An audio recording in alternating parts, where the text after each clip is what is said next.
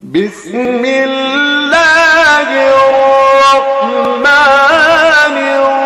الرحيم الحمد لله رب العالمين الرحمن الرحيم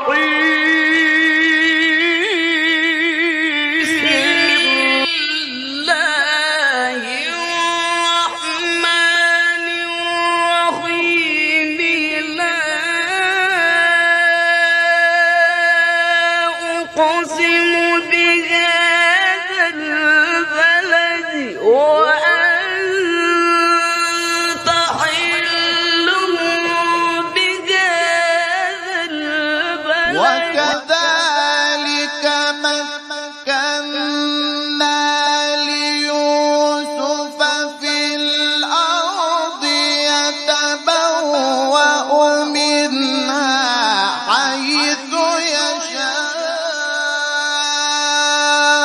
نصيب برحمتنا من نشاء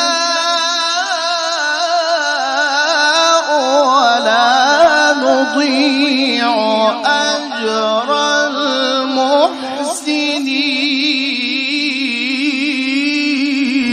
إن الأبرار لفي نعيم على الأرائك ينظرون تعرف في وجوههم نضرة النعيم يسقون من رحيق مختوم ختامه مسك ووجدك ضالا فهدى ووجدك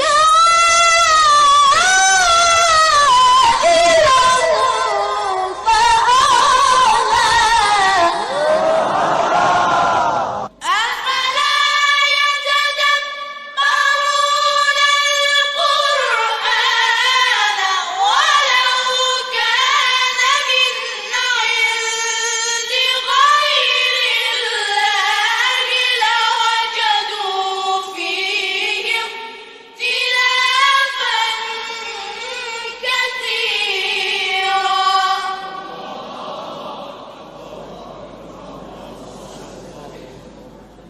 إن هذا القرآن يهدي للتي هي أقوم ويبشر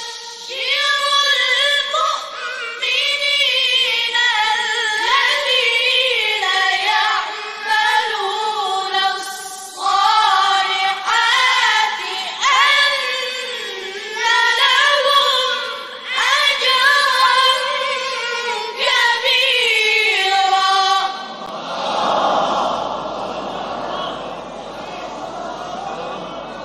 صدق الله العلي العظيم.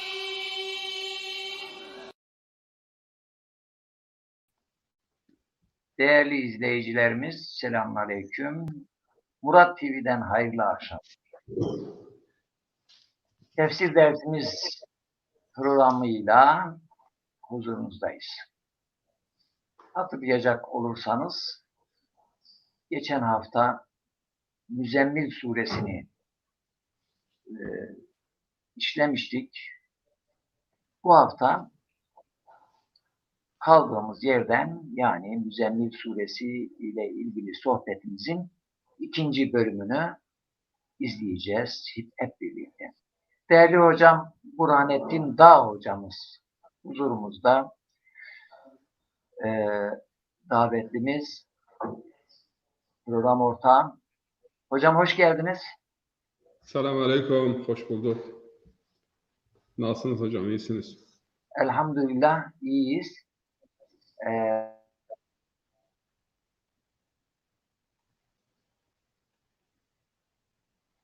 Evet.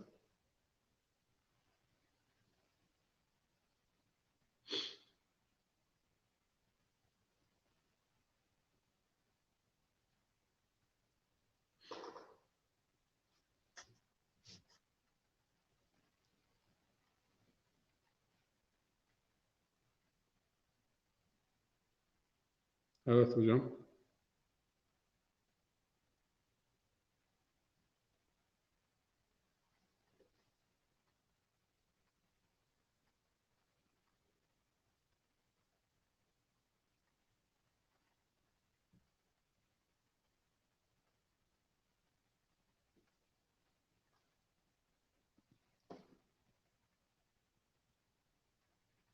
Abdullah hocam.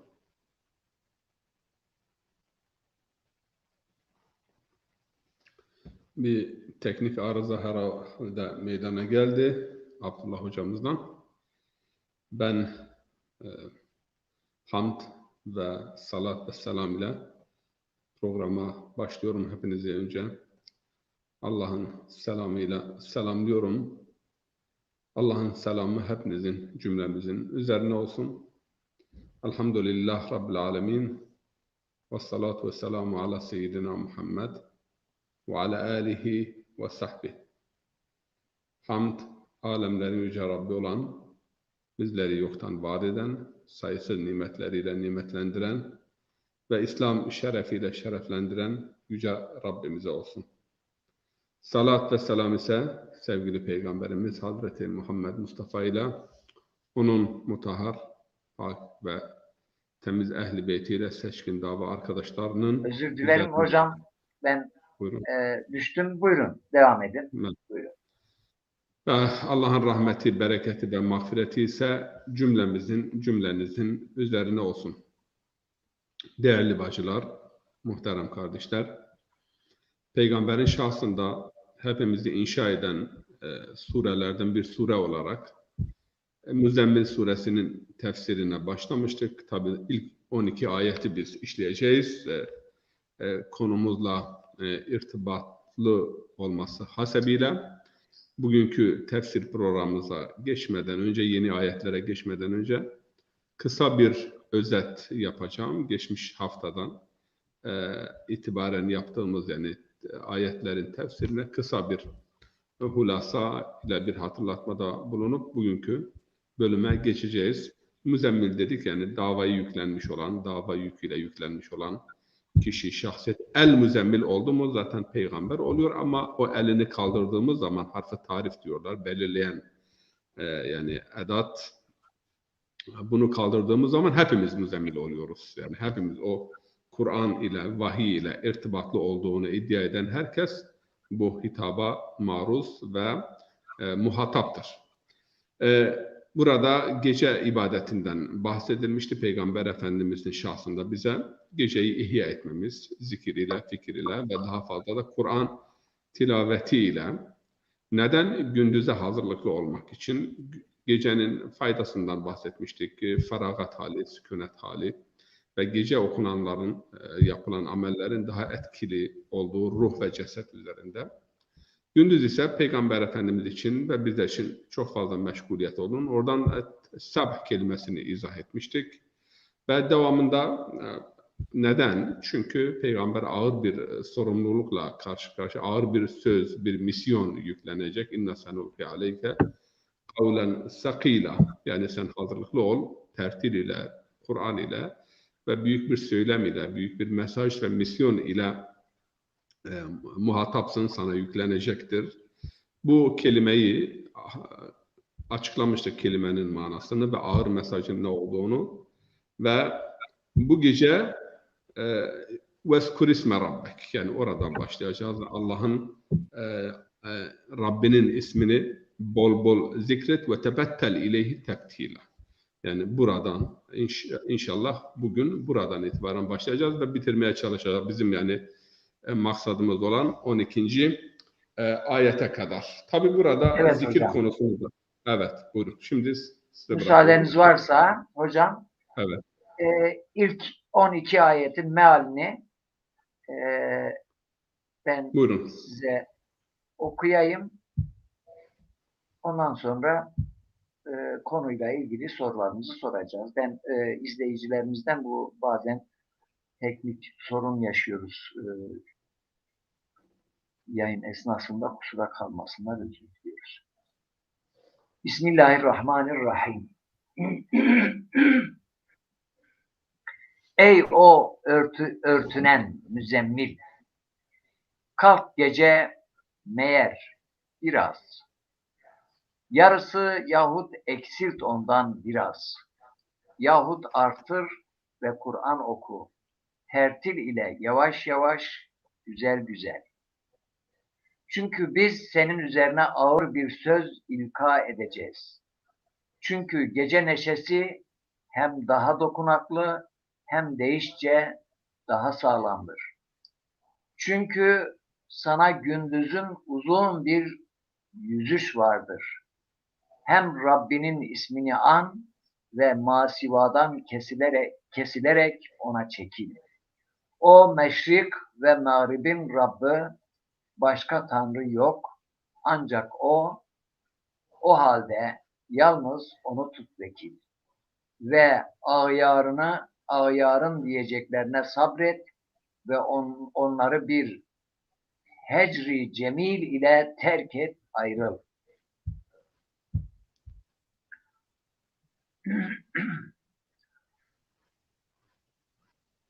Ve bırak da bana o tekzip edici zevk-ü refah sahiplerini mühlet ver onlara biraz.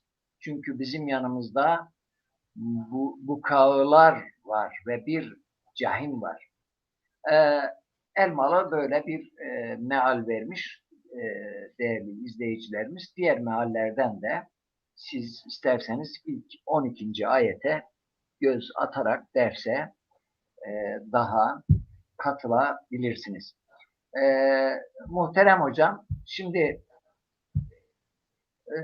size bazı sorular yöneltmek istiyorum konuyla ilgili. Geçen haftanın bir özetini yaptınız. 13. ayete kadar mealimizde okuduk ve ilk 6 ayeti geçen hafta işlemiştik. Şimdi 6. ayetten itibaren gideceğiz. Burada şu kavramları ben tekrar size hatırlatayım. Zikir ve tebettül kavramları. Evet. Müreffeh şımarıklar geçiyor. Peygamberi yalanlamış olan müreffeh şımarıklar. Yine bu ayetlerde geçen Rabbul Meşrik vel Mağrib ne demek yani? Doğunun ve batının Rabbi kavramı, bu da önemli bir kavramdır. Devamında sabırdan bahsediliyor, sabrın çeşitleri ve Allah'ın haddini bilmeyenlere vaat ettiği ceza. Yani vaat ve vaid kavramları. Böyle ben sözünüzü daha sonra bölüp soruları tek tek sorma yerine girişte sordum. Siz not etmişsinizdir. Ben yine takip ederim. İzleyicilerimizin eğer soruları olursa onların da sorularını yöneltirim. Hocam mikrofon sizde, buyurun. Evet. Bismillahirrahmanirrahim. Tekrar yani Yüce Allah'tan konunun hakkını eda etmeyi bize nasip eylemesini, bizi muvaffak eylemesini temenni ediyorum. Bizden hüsnü ifade, izleyicilerden de hüsnü istifade beklentimiz ve talebimiz. Kavramlar önemli. Biraz önce siz maal okudunuz. Biliyorsunuz Türkiye'de, memlekette bugün bir maalci hareket vardır. Aslında maal, yani var olan birçok anlamdan bir anlam. Yani artık maalci tercüme yapan kimse hangi anlam hoşuna gitmiş ise, hangi kelime veya cümle onu almıştır.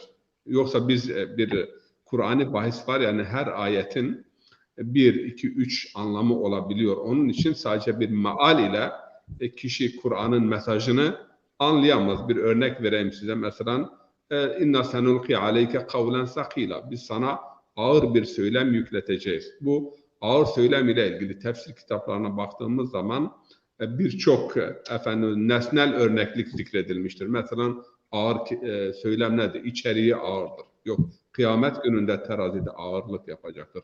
Yok, kafirler üzerine yani ağırlık yapacaktır. Yok, vahiy nazil olduğu zaman ağırlık yapacaktır. Bütün bu anlamlar vardır. Tabii daha fazla cümleye bağlı kalarak kelime kelime maal motamot bir tercüme yapılıyor. Bunu da hemen hatırlatmakta fayda var. Kur'an-ı Kerim'in tam mükemmel bir tercümesi yapılamaz. Kur'an değil, diğer hiçbir kitabında motamot bir tercümesinin yapılması imkan dahilinde değildir. Çünkü her dilin kendisine has bir takım letafetleri, zarafetleri, teknikleri, kavramları vardır. Efendim, bunları başka bir dile tercüme etmek mümkün değildir. Hatta mesela farz edelim Türkçe'de bir sürü kelimeler var, kavramlar. Akça kara gün dostudur. Bunu sen başka dillere tercüme ettiğin zaman anlamsız bir cümle meydana geliyor. Ama bunun background, yani arka planını ve hangi ortamda böyle bir laf ifade edilir, bu bilinmeden sadece bunu tercüme ettiğiniz zaman yanlış bir anlam çıkıyor ortaya. Onun için Kur'an-ı Kerim'i, yani tefsir kitaplarıyla ve hem Kur'an'ı Kur'an'la hem de rivayetle tefsir eden büyük alimlerimiz, müfessirlerimiz olmuştur. Allah hepsinden razı olsun. O şekilde Hocam, öğrenmek lazım. özellikle bu konuya temas etmeniz çok önemsiyorum. Eğer mümkünse yani zaman zaman Kur'an'ın mealiyle Kur'an'ın bizatihi kendisi arasında ne fark vardır? Yani siz de temas ettiniz. Sadece bu Kur'an için geçerli değildir. Basit bir insanın, yani sıradan benim gibi bir insanın şiirini Türkçe'ye veya Türkçe bir şiiri İngilizce'ye veya Zazace'ye çevirmeye kalksanız aynı şiir olamaz. Bir roman kitabı da aynı roman kitabı olmaz. Bir felsefe kitabı da tercüme edildiğinde aynısı olmuyor. Bunu tercüme işiyle uğraşanlar bilirler. Bununla ilgili sizden zaman zaman örnekler isteyeceğim. Çünkü yani vatandaş Kur'an mealini açıyor, okuyor.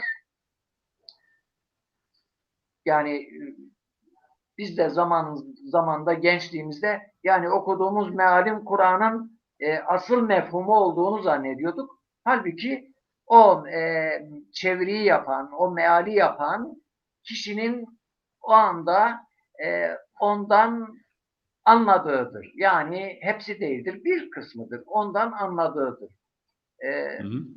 Bunu zaman zaman sizden istirham ediyorum. Çünkü bununla ilgili çok yanlış algı vardır. Yani tercüme tekniğinden haberi olmayan bizim gibi, benim gibi insanlar yanılabilirler bu konuda. Buyurun hocam. Sözünüzü kestim. Kusura kalmayın. Tabii önemli. Hatta Anadolu'da güzel bir kavram var. Mesela diyor ki maalen böyle söyledi. Maalen yani yaklaşık olarak böyle bir şey. Zaten maal kelimesi yani yaklaşık olarak böyle bir anlam. Yoksa anlam tam manasıyla budur.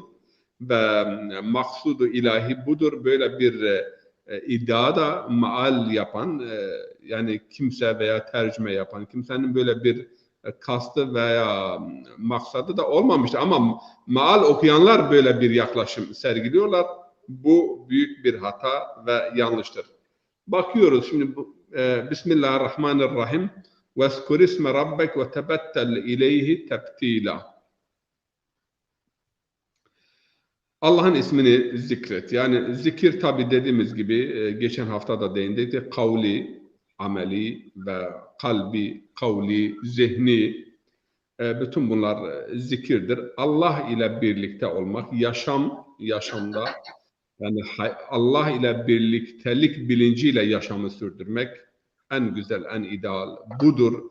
Allah bilinciyle, Allah'ın adıyla ve Allah'ın hatırda tutulmasıyla hayata yön vermek ve hayata cihat vermek. Yani Allah ne kadar hayatta hazır ise o kadar bir zikir yapıyoruz. Sadece laf ile bir zikir bu yeterli değildir. Güzeldir, iyidir ama bu laf ile yapılan zikir eğer Allahu Teala'yı hayatımızda, zihnimizde, hal, hareket ve sekanatımızda hazır hale getirmiyor ise ve o bizim için hazır ve nazır kılınmıyor ise bu dille yapılan ve sayılarla ifade edilen bu kadar tesbih çektim, bu kadar zikir yaptım, bu kadar la ilahe illallah dedim. Bunun fazla bir faydasının olacağını tahmin etmiyorum. Faydadan hali değildir. Zikir ehli inanarak zikir yapıyorsa kalben, zihnen ve lisanen, kavlen bu üçünü birden yapabiliyorsa bu çok idealdir.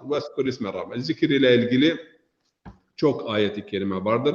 Kur'an-ı Kerim'de bukreten ve asile feskurullaha zikren kesira ve sebbihuhu bukreten ve asile var. Ayet-i kerime aşiyen ve ibkara var. Yani sabah akşam, bu demek değil ki sadece sabah ve akşam, yani gün boyu ve vaktimizi zikri ilahi ile mamur etmeliyiz. Ya men zikruhu ya men ismuhu deva ve zikruhu şifa. Yani bu mantıkıyla ismi ve zikri birçok hastalık için, dert için, bu hastalık fiziki olarak değil, maddi, manevi, ruhi hastalıklar için hakikaten Rabbul Alemin'in ismi ve zikri şifadır. Ela bi zikrillah tatmainnul kulub. Yani kalpler ancak Allah'ın zikriyle sükunet bulabilir. Tam tersi de söz konusudur.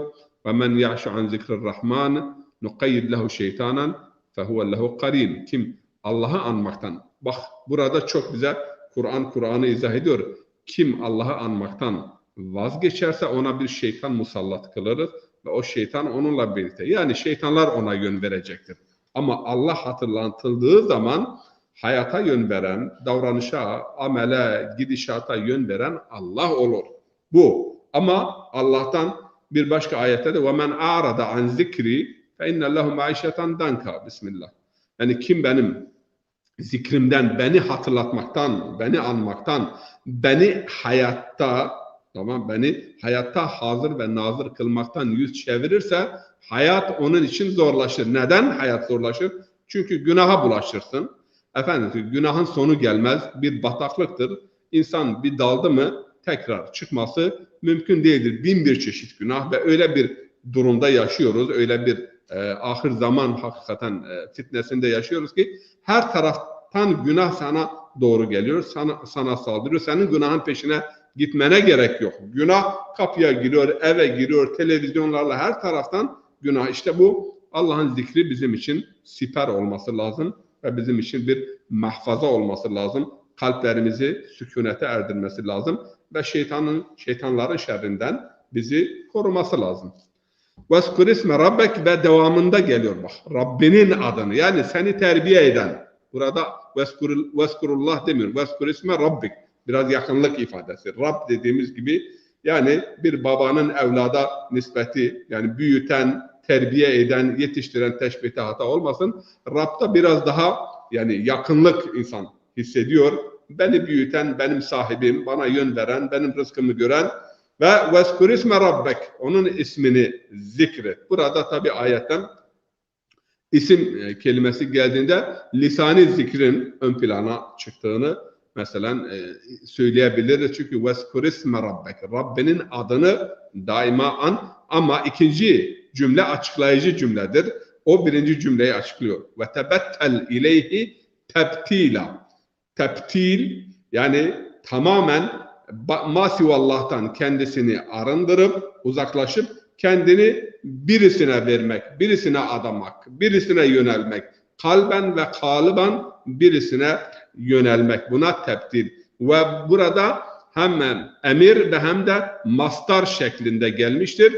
Arap dilinde ve edebiyatında emir veya mastar, fiili muzari veya mastar beraberinde geldiği zaman bu tekid ifadesidir. Yani burada önemli bir vurgu yapılıyor. Ve tebettel ileyhi tebtila. Yani bütün amellerinde, davranışlarında senin eksenin veya hedefin veya rotan Rabbul Alemin olsun. Ona yönel. Betul kelimesi biliyorsunuz vardır. Yani her şeyden uzaklaşıp kendisini Allah'a veren kişi veya kimse anlamında, ama insanlık tarihinde iki tane kadına bu ünvan verilmiştir. Biri Hazreti Meryem'dir ki zamanına kadar Seyyidetün Nisa'il Alemin sıfatını kazanmıştır. Allah-u Teala onu ben iki defa bir ayette seni seçtim. Yani vastafaki rabbiki ve taharaki vastafaki ala nisa'il alemin. Yani Rabbin seni seçti. Bu seçimin sebebi de o kendisini daima Allah'a verdi, Allah'a yöneldi ve her şeyden koptu. İffetli kadın anlamında da kullanılıyor ama asıl anlam ayetten de anladığımız yani kendisini daima Allah'a veren. Bu sıfat ikincisi olarak da Hazreti Fatimetü Zahra selamullahi aleyha Onun için hutbelerde de Seyyidetün Nisa'il Alemin sıfatını kazanmış olan bir kadındır. Yani Allah'a kendisini verdi. Tabii ki bu vermesi yani evladının da bu kadarını söyleyeyim. İnsanlık tarihinde Fatıma-tü Zehra kadar insanlık için, İslam için, Allah için hem alim terbiye eden bir anne neslinden hem de yani şehit veren bir anne olmamıştır. Ve bu da tebtilin dış alemdeki tercümesi. Yani kendini Allah'a vermenin, tamamen Allah'a odaklanmış olmanın semeresi ve neticesi. وَاسْكُرْ اسْمَ رَبِّكَ وَتَبَتَّلْ اِلَيْهِ تَبْتِيلًا. Hangi Rab ama? Bu defa bir sonraki cümle ise bize Rabbi izah ediyor biraz. Rabbul meşriki ve Rabbul mağrib. La ilahe illahu fettehizhu vekila. Çok güzel. Rabbul meşrik ve Rabbul mağrib. Niye doğu ve batının Rabbi, güney ve kuzeyinin Rabbi değil midir? Böyle bir soru hemen gündeme gelir değil mi? Bunu biraz açmamız lazım. Allah-u Teala Rahman suresinde ise Rabbul meşrikeyn ve Rabbul mağribeyn diyor. Bir ilmi gerçeğe de orada ışık tutuyor. Yani iki doğunun, iki batının yer küresine baktığımız zaman gece ve gündüz, yani bir tarafta gece olurken diğer tarafta gündüzdür. Gündüzün meşriki ile gecenin olduğu bölümün meşriki, yani küreyi, yer küresini göz önünde bulundurun, yarıya bölün. O zaman iki meşrik olur. Ama diğer taraftan Türkiye'nin meşriki ile Pakistan'ın meşriki de farklıdır. Bunun için Ma'aric suresinde de Allah-u Teala Rabbul meşarik vel mağarib. Yani meşriklerin ve mağriblerin. Farklı farklı yerlerde güneş batıyor, güneş doğuyor. Farklı ufuklar ve tabii ki nisbiyet teorisini de ele aldığımız zaman yani her ülkenin, coğrafyanın kendine has bir meşriki oluyor. Bir mutlak anlamda doğu batı vardır. Allah bu ayette ona işaret ediyor. Yani dünyayı ikiye böldüğümüz zaman, küreyi yani elma gibi ikiye böldüğümüz zaman iki tarafın meşriki ve mağribi, o zaman meşrikeyn ve mağribeyn oluyor. Bir de genel anlamda ufukların, çünkü kışın, yazın farklı metale var ve farklı mağarib var. Farklı yerlerden güneş batıyor, farklı yerlerden güneş doğuyor. Bu bir. İkinci bir anlamı da Rabbul meşriki ve Rabbul mağribi, onda daha güzel estetik bir anlam var. O da şudur. Yani her doğanın ve her batanın Rabbi. Çünkü doğan ve batan ne varsa. Yani evet. Çünkü burada doğan ve batan ne varsa. Güzel bir şey var yani bu konuda. Mevlana'dan güzel bir dörtlük var. Diyor ki lem yelidu lem yulad uğra layık. Valid-u mevludra o halik. Yani doğmamıştır ama doğan ve doğuranın da yaratıcısı. Herçi cism amed veladet vesle ost.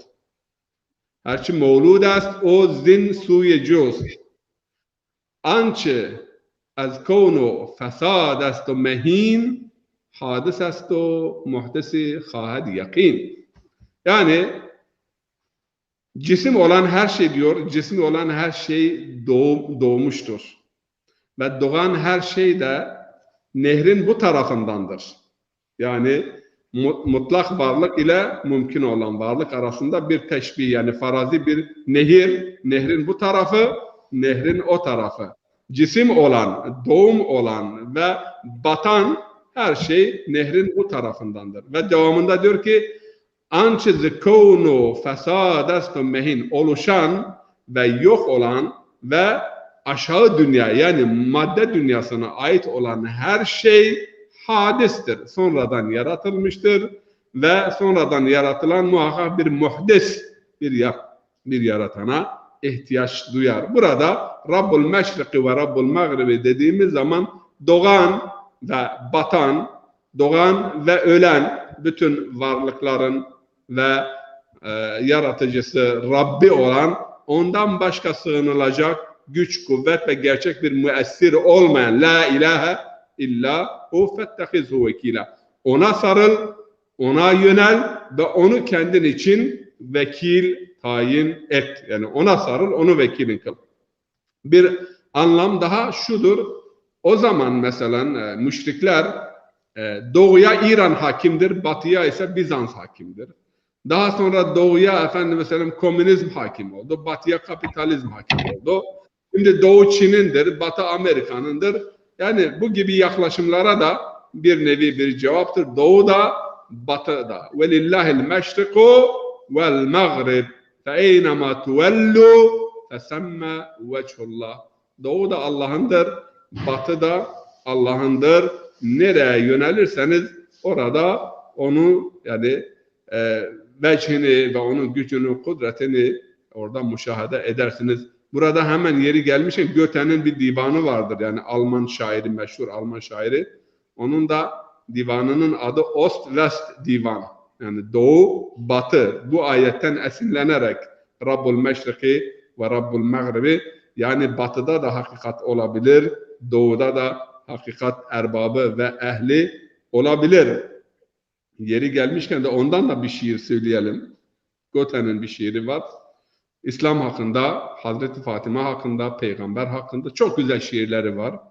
Allah kendisine rahmet eylesin. Bizim bir meşhur Alman bilim adamı vardı. Birçok eseri tercüme etmiş ve Fihi Mafi Mevlana'dan, Türkçeden 12 dil biliyordu kadın. Ben kendisiyle 2-3 defa yani görüştük, davet ettik. Anne Maria Schimmel vefat etti. Ona bir konferansta davet etmiştik. Bizim bu camide konferans veriyordu. Biri sordu, Goethe Müslüman oldu mu, olmadı mı? Dedi ki, onu bilmiyorum ama bu kadarını biliyorum ki bir İslam aşığıydı. Çok güzel bir ifade. Ve onun bir şeyi var, diyor ki, eğer İslam Allah'a karşı teslimiyet ise, bunu herkes bilsin ki hepimiz Müslüman olarak doğuyor ve Müslüman olarak da öleceğiz. Yani ona teslimiyet. Hepimiz İslam olarak doğuyoruz. Çünkü herkes ona karşı tev'an veya kerhen teslim olmak mecburiyetindedir. Wir alle leben und sterben im Islam. Wenn Islam dem Gott gegenüber Ergebenheit ist, dann wir alle leben und sterben im Islam. Yani İslam eğer Allah'a teslimiyet ise hepimiz yani teslimiyet ile yaşıyoruz ve teslimiyet ölüyoruz. Bazıları kerhen, bazıları tev'an. Önemli olan tev'an Müslüman olmak. Tev'an da olmasak kerhen, zorla bizi Müslüman yapacaklar. Yani itiraf edeceğiz. Bu Nitekim, bahsettiğiniz şiirler Goethe'nin bu Doğu ve Batı divanında mıdır? onun Faust diye bir kitabı var. Onda sana çıkarıp gönderebilirim adresini. Evet. Evet. Şimdi konu böyle ya, zaten bir ayet daha var. Bismillahirrahmanirrahim. وَتَرَى الْمُجْرِم۪ينَ نَاكِسُوا رُؤُوسِهِمْ عِنْدَ رَبِّهِمْ رَبَّنَا أَبْصَرْنَا وَسَمِعْنَا فَرْجِعْنَا نَعْمَلْ صَالِحًا اِنَّ كُنَّ مُوقِنِينَ. O gün diyor suçluları, tabi burada münkirler ve kafirler de kastediliyor ama mücrim kelimesi kullanılıyor. Yani cürüm işleyen, suç işleyen insanlığa karşı veya Rabbe karşı onları başları önünde eğik olarak göreceksin ve şöyle diyecekler: Rabbim biz gördük ve işittik. Bizi geri gönder. Tekrar salih ameller işleyelim ve geri dönelim. Biz artık yani tam kalpten ikan, yani kalben insanın inandığının aklen tasdik edilmesine yakin denilir. Tam bir yakin içerisinde inandık, her şeyi gördük ama Fatır suresinde de Allah-u Teala başka bir şekilde cevap verir. اَوَلَمْ نُعَمِّرْكُمْ مَا يَتَذَكَّرُ ف۪يهِ مَنْ تَذَكَّرْ وَجَاءَكُمُ النَّذ۪يرُ. Yani herkes ibret alınacak, ders alacak, ibret alacak bir ömür kendisine biçildi, verildi, fırsat verildi. Allah herkese hayatında bazı fırsatlar tanır, bazı imkanlar verir ve kendine gelmesi ve Rabbini tanıması ve doğru yolda sülük etmesi için Allah herkese bir takım fırsatlar ve imkanlar verir. اَوَلَمْ نُعَمِّرُكُمْ مَا يَتَذَكَّرُ ف۪يهِ مَنْ تَذَكَّرُ. Yani hatırlatmak ve bilmek ve anlamak isteyen için gerekli olan bir zaman verilmedi mi? Tanınmadı mı? Yani bu kadarıyla iktifa edelim. Vekila, tevekkül yani şudur. Kişi kendisine düşeni yaptıktan sonra kendi imkanları dahilinde kendi görevini hakkıyla eda ettikten sonra neticeyi Allah'a bırakmak ve Allah'a dayanmak ve onu kendisine vekil edinmek. Rabbim ben bana düşeni yaptım, görevimi yaptım.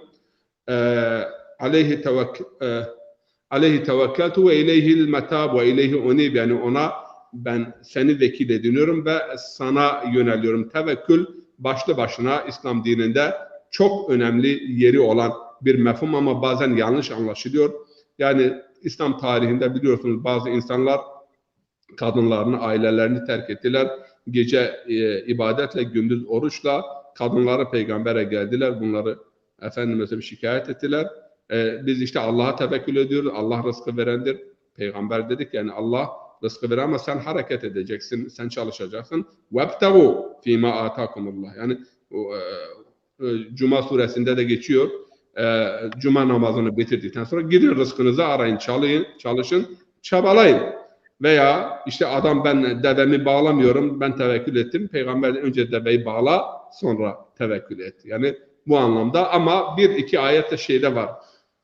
İbrahim suresinde Bismillahirrahmanirrahim ve kâlet lehum rusuluhum, yani peygamberlere sizler de bizim gibi insanlarsınız. Eğer bir mucize getirirseniz ancak size inanırız. Kâlet lehum rusuluhum innahnu illa beşerun mislukum. Biz ancak sizin gibi insanlarız. لَقَدْ مَنَّ اللّٰهُ عَلَيْنَا. Ama Allah bize lütfetti, bize bir ihsanda bulundu. Onun izni olmadan bizim herhangi bir mucize getirmemiz söz konusu değildir. Ayetin sonunda وَعَلَى اللّٰهِ فَلْيَتَوَكَّلِ الْمُؤْمِنُونَ ve müminler Allah'a tevekkül eder. فَمَا لَنَا أَلَّا نَتَوَكَّلْ عَلَى اللّٰهِ فَقَدْ هَدَانَا سُبُولَنَا وَلَنَصْبِرَنَّ عَلَى مَا آذَيْتُمُونَ وَعَلَى اللّٰهِ فَلْيَتَوَكَّلِ الْمُتَوَكِّلُونَ. İkinci ayet.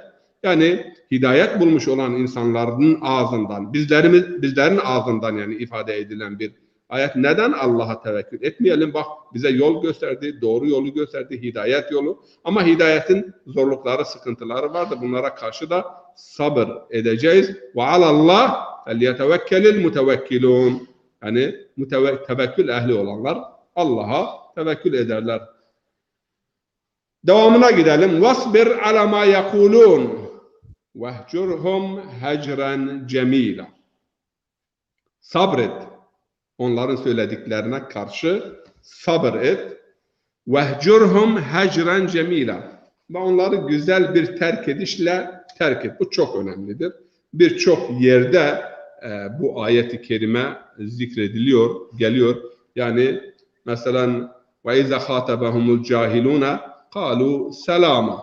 Yani cahillerle yüz yüze geldiklerinde onların iğneleyici lafları karşısında tamam. Yani bu anlamda yani konflikt istemiyoruz, çatışma istemiyoruz. Ya seninki sana, seninki bana eğer kabul etmiyorsa, eğer ehil değil ise, eğer istidlalden, delilden anlamıyorsa vehcurhum. Yani kapıları kapatma ama hecren cemila, yani iyi bir terk edişle terk et. Bütün köprüleri yıkma, azarlama. Belki kendisi tekrar geri döner, tekrar kapıyı çalar. Bu da bize şunu gösteriyor ki diyalog yolunu kapatmamalıyız ve insanlara eğer hidayeti götürüyorsak, ilk etapta onlar reddediyorlarsa, ben size bir örnek vereyim.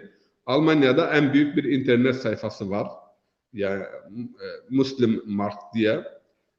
Bu sayfanın yani sahibi en büyük sayfa. Yani 2 tane büyük proje de var.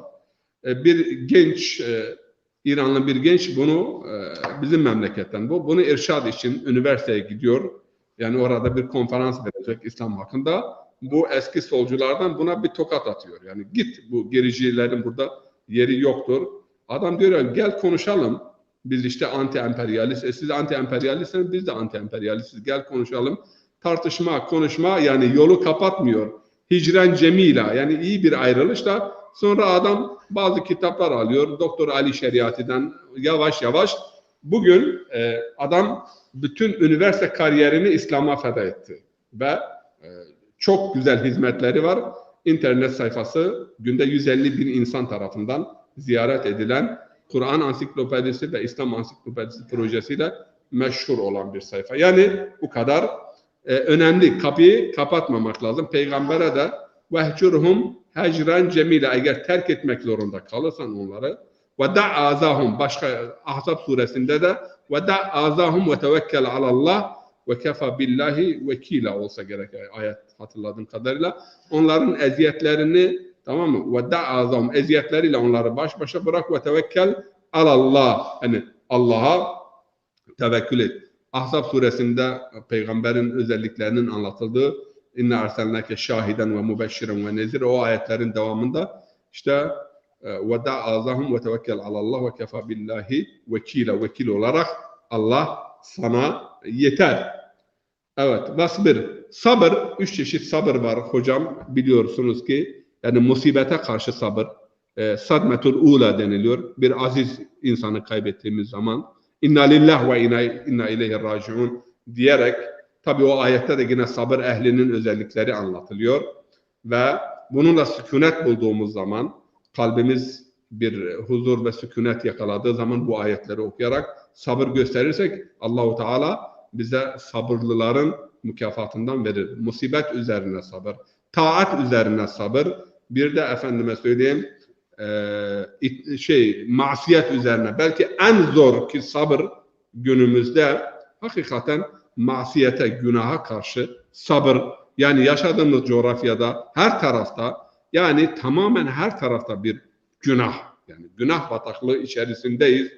Basından tut, yayından tut. Ben bazen kendi kendime konuşuyorum. Televizyonlara bakıyorum. Binlerce televizyon var. Şeytan her tarafa hakim. Yani bu binlerce televizyon içerisinde inanın ki dünyada belki 5000 televizyon kanalı var ise belki yani 50 tane ya doğru dürüst böyle biraz insani değerlere, ahlaka yer veren televizyon ya vardır ya yoktur. Büyük kahir ekseriyeti şeytanın tasarrufunda ve kontrolünde. Bir şey diyecek miydiniz hocam? Yani birbirlerinin kopyasıdırlar. Yani hakikaten basın, yayın Türkiye, sadece Türkiye'de değil, bütün dünyada bir tekel var. O tekel tarafından yönlendiriliyor. Yani bu tekelin dışında 50 tane var deseniz belki abartı olur. Evet hocam. Yine Kur'an evet, sorduğum sorulara cevap verdiniz.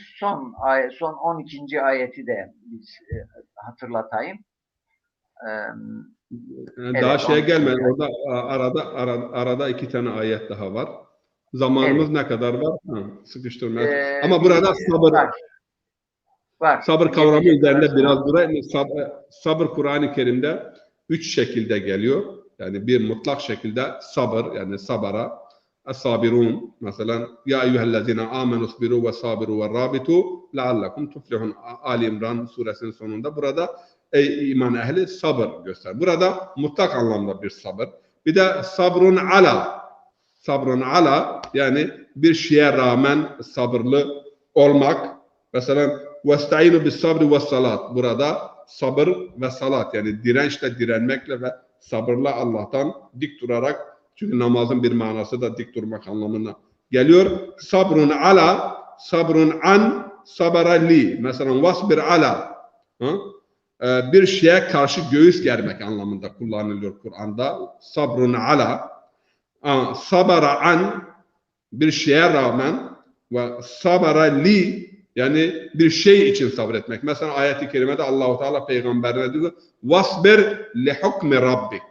Yani Allah'ın hükmü veya Allah'ın isteği için sabır göster, sabırlı ol. Veya hatta mesela sabır savunma anlamında da kullanılmıştır Kur'an-ı Kerim'de. Bu konuda mesela Bismillahirrahmanirrahim ayet-i kerimede Sad suresinde olsa gerek. İnni akhafu en yubdile bu Lokman suresinde, Sabır suresinde müşrikler yani Sad suresinin 7. ayet-i kerimesinde diyorlar levla en sabarna ala alihatina. Yani Hazreti İbrahim o putları kırdığı zaman putlara tapanlardan o mele yani öncü grup bunlar hareket ettiler ve bu işi kim yapmıştır diye yola çıktılar ve baktılar ki putlar kırılmış. Dediler ki sabırlı olmamız lazım. Bu putları savunmamız lazım. Sabrun ala alihetina. Burada sabır savunma anlamında. Tabii ki sabır aslında mutlak anlamda hak ve hakikat için direniş göstermek, hak ve hakikatten taviz vermemek ama teslimiyet anlamında değildir. Bir şey yapmamak anlamında değildir. Çünkü hak ve hakikat müdafaası çaba gerektirir. Çaba olmazsa bu olmaz. Ayet-i kerime şurada Furkan suresi 42. ayet-i kerime in kâde le yudillûne an âlihatina levla an sabarna aleyha. Peygamber'e hitaben. Eğer biz putlarımızı, ilahlarımızı savunmasaydık bu peygamber neredeyse bizi bu konuda saptıracaktı. Yani bizi ilahlarımızdan uzaklaştırıp burada sabrun ala savunma anlamında kelime kullanılmıştır. Dediğimiz gibi mutlak anlamda da bu kelime kullanılmıştır. Sad suresi 6. ve 7. ayet-i kerimede şöyle deniliyor. وَانْتَلَقَ الْمَلَأُ مِنْهُمْ اَنِمْشُوا وَاصْبِرُوا عَلَى آلِهَتِكُمْ اِنْ هَذَا لَشَيْءٌ يُرَادٌ. Haydi yola çıkın, yani bir grup çıktılar. Dediler ki hareket edin ve putların, ilahlarınızı savunmaya kalkışın. Sizden istenen budur bugün. Yani burada vasbiru ala alihatikum, ilahlarınızı savunun. Sabır, savunma ve direnç anlamında kullanılmıştır. Es-sabirine ve sadikine vel kanetine vel munfikine vel mustagfirine bil ashar var Ali İmran suresinde yine, yani dua ehli, tövbe ehli ve istiğfar ehli ve sabır ehli, sadık olan insanlardan Allah-u Teala bahsediyor.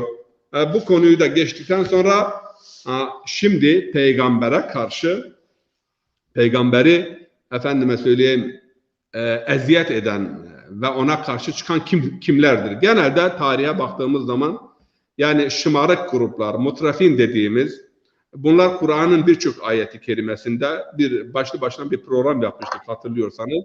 Ama hatta insanlığın yok olması, çöküşü de bu şımarık zenginlere, mureffehlere bağlı kılınmıştır. İsra suresinde Allah-u Teala buyuruyor ki وَاِذَا اَرَدْنَا اَنْ نُهْلِكَ قَرْيَةً اَمَرْنَا مُتْرَف۪يهَا فَفَسَقُوا ف۪يهَا فَحَقَّ عَلَيْهَا الْقَوْلُ فَدَمَّرْنَاهَا تَدْمِيرًا. Bir belde, bir memleket, bir diyar yok edildiği zaman, yani oradaki şımarık zenginlerin fesadından, efendime söyleyeyim onların çılgınlığından, onların had bilmezliğinden, sınırları ihlal etmelerinden dolayı yani beldeye azap iner.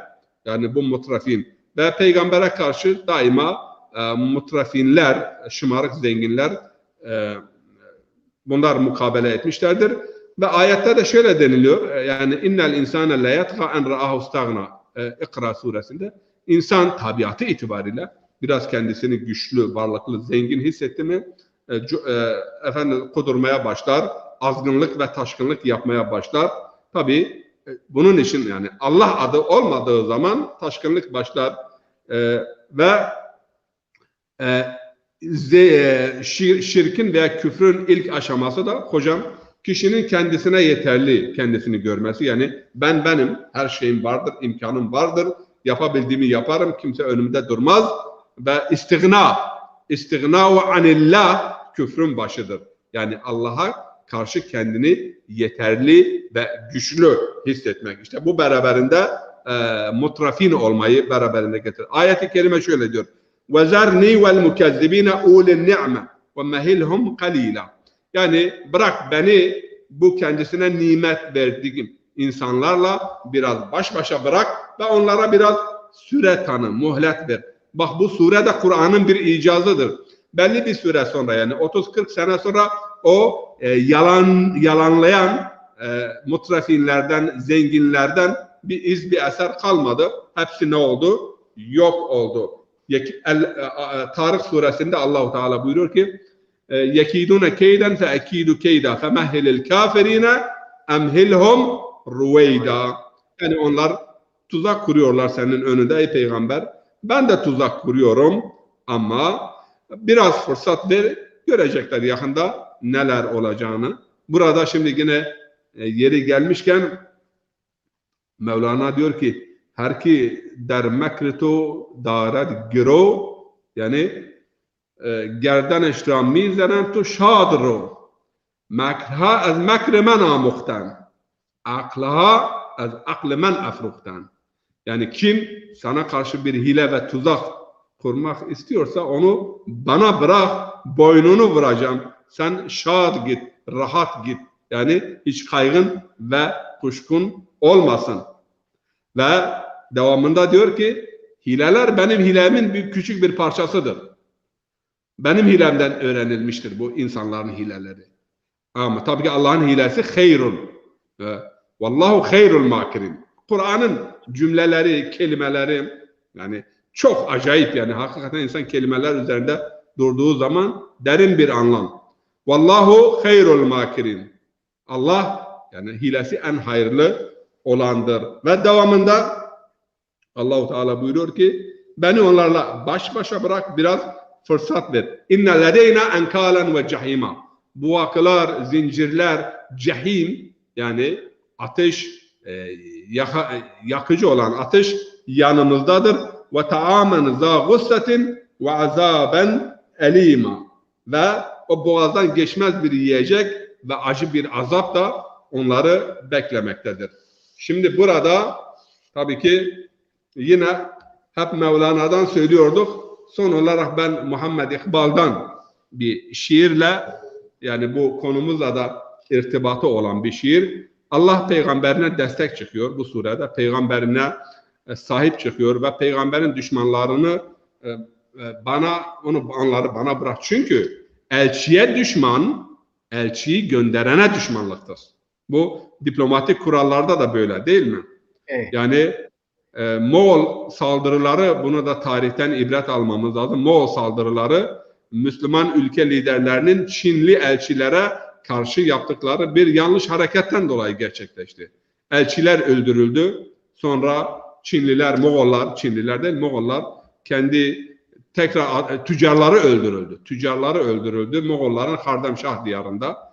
Elçi gönderdiler. Niye tüccarlarımızı öldürdünüz? Elçileri de öldürdüler. Ondan sonra Cengiz kükremeye başladı ve İslam alemindeki belki en büyük yani kıyım ve katliam, yani bu Evet, elçilerin öldürülmesinden dolayı tarihin seyri değişti. Hocam dünya tarihinin batıdaki en büyük yıkımını 2. Dünya Harbi yapmış.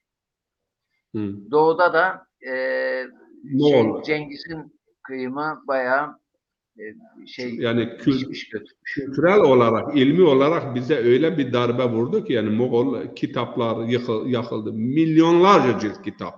Bazı fihrislerde bazı kitapların adı geçiyor ama kitapların kendileri yok. Şimdi burada İkbal iki noktaya dikkat çekiyor. Diyor ki Allah Kur'an-ı Kerim'de peygamberini koruyacağını vaat etmiştir. Bununla birlikte peygamber niye hicret etti? Bu hicreti de çok güzel bir şekilde iki cümleyle izah ediyor. Tabi şiir şöyle. Anki der Kur'an Huda u rasutut. Anki hepsi canı o mev'ud bud. Yani Kur'an'da Allah'ın kendisini övdüğü o kimse, peygamber ve canını koruyacağını, vallahu ya'simuke minen nas. Yani Allah seni insanlardan koruyacaktır. Canının korunması da vaat edilmiş olan kişi, o peygamber için diyor, ordusu yoktu, gücü kuvveti yoktu ama düşmanan bir destu pa az heybetiş. Ama düşmanlar ona karşı çıktıklarında heybetinden elleri ayakları dökülüveriyordu, titriyordu. Lerzi berten az şükuhe fıtrateş. Pak ve temiz olan fıtratının verdiği o coşku ve karizma ile insanlar titremeye başlıyordu. Ama durum böyleyken diyor, pes çıra az meskeni aba gurih. Neden? Baba diyarından kaçtı. Yani gitti Mekke'den Medine'ye. Tu geman dari ki az a'da gurih. Sen zannediyorsun ki o düşmanlardan mı kaçtı, yoksa bize tarihte devamlı bize ışık tutacak bir hakikati bu şekilde yaşatmak mı istedi? O da nedir? Hicret, ayine cihad, ayine sabat-ı İslam است این ز اسباب hayatı Müslüman. Yani hicret Müslümanın ve İslam'ın ilkelerinden biridir. Hayat ve devamlılığının sebat ve dayanaklarından biridir. Yani İslam'ın ve Müslümanın hayatında daima hicret olması gerekiyor. Bu hakikati Peygamber bize öğretmek için hicret yaptı. Son olarak vaad ve vaid bahsetmiştik. Vaad, Allah-u Teala'nın iyi insanlara yönelik cennet, mağfiret, rıdvan, vaat yani sözüdür. Yani bağışlama sözü. Pozitif olarak bu dünyada insanların yaptıkları amel-i saliha, hasanata karşı Allah-u Teala'nın mükafatı ve karşılığına vaad denilir ve vaid ise Allah-u Teala'nın kötü insanlara karşı vaat ettiği cehennem cezası veya lanet veya Allah'ın gadebi veya Allah'ın öfkesi, buna da vaid kavramı. Vaad ve vaid. Bu konuda kelam mekteplerinde çok tartışma yapılmıştır. Mu'tezile mektebi Allah vaad ve vaidini mutlak anlamda yerine getiren innallaha la yuhliful mi'ad. Allah kendi miadından, vaadinden hulfu vaad etmez. Yani vaadini de yerine getirir, vaidini de yerine getirir. Allah bizleri kendi vaidinden muhafaza eylesin, vaadına mazhar eylesin ve bir an olsun bizi kendi nefsimizle baş başa bırakmasın. Kur'an'ın nuruyla, Kur'an'ın öğretileriyle kalplerimizi aydınlatsın ve Peygamber, Ali Peygamber, ashabının hayatıyla bizleri ihya eylesin ve Muhammed ile Ali Muhammed'in mematı ve ölüm şekliyle de bir ölüm, onların ölümü gibi bir ölüm de nasip etsin. Allahümme ec'al hayatana hayata Muhammedin ve Ali Muhammed ve ec'al mematana memata Muhammedin ve Ali Muhammed. Amin.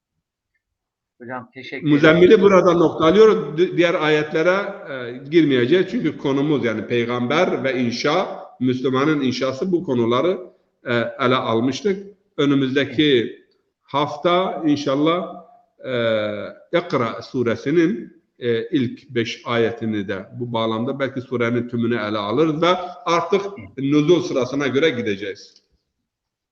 Değerli izleyicilerimiz, Perşembe günü inşallah bu dersimizin Zazaca sını sunmak üzere huzurunuzda tekrar olacağız. Perşembe günkü programımızda buluşacağız. Ayrıca Salı günü Fikir Dünyası programımızda da Bünyamin Bayram hocamız ve diğer konuklarımızla birlikte huzurunuzda olacağız. Şen kalın, esen kalın, hoşça kalın. Vesselamu aleyküm ve rahmetullahi ve berekatuhu. Aleykümselam.